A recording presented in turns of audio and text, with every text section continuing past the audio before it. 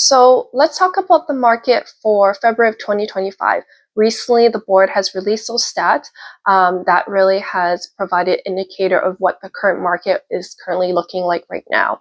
Now, in February of 2025, we've noticed the fact that the market has been balanced due to the fact that in January of 2025, we had a surge of uptick of listings coming up, which provided a flush of more inventory for buyers to contemplate and consider.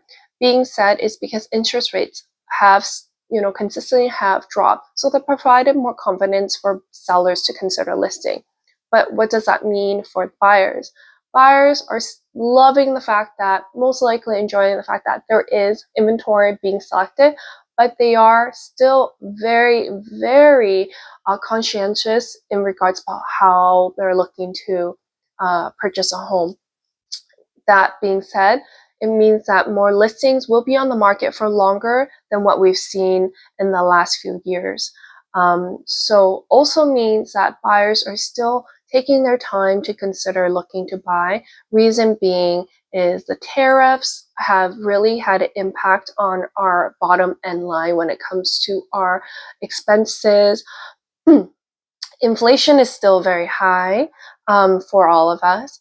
And another thing is that mortgages, with any new mortgage approvals that are being due, that needs to be contemplated, that also takes effect as well.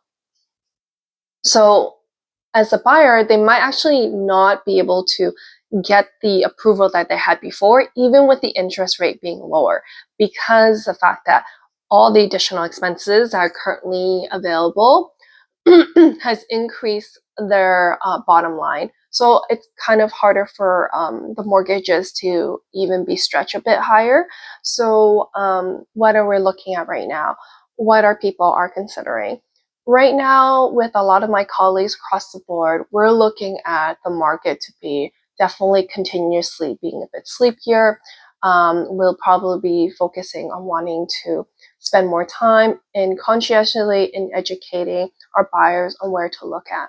Now, right now, with how we've had such a stop on high interest rates from last year, now with the change in the interest rates drop, we have seen some homes that have been a bit more in demand. And what does that mean? Meaning that usually detached homes that our builders are looking for lots, that are gonna be the ones that will be purchased a lot faster, a lot more interest in that, because now with the interest rates being dropped, you'll see a lot of buyers that are builders looking to take advantage of the interest rates dropping to continue on with their projects. Again, there will be a lot of other longer delays even when it comes to detached, but those are the inventory that's being sought after at the moment. So large detached land value homes, larger detached homes, and even like large duplexes sizes, and even larger townhouses. Those are things that people are sought after, and usually you'll see a lot of those activity more so further closer to the west side parts of the lower mainland. And then that will probably trickle down later to the east side, or even further into other homes like condos, even smaller townhomes. Those ones will probably be lagging later, and you'll see more of an uptick demand for both sides. At the moment, even for pre-sales that we've noticed have also felt the impact, and right now they are also thinking of, what would be the long-term appropriate way of, addressing these matters. And so we're just providing as much education, much understanding of what would some of these pre-sales be in the value to the purchaser.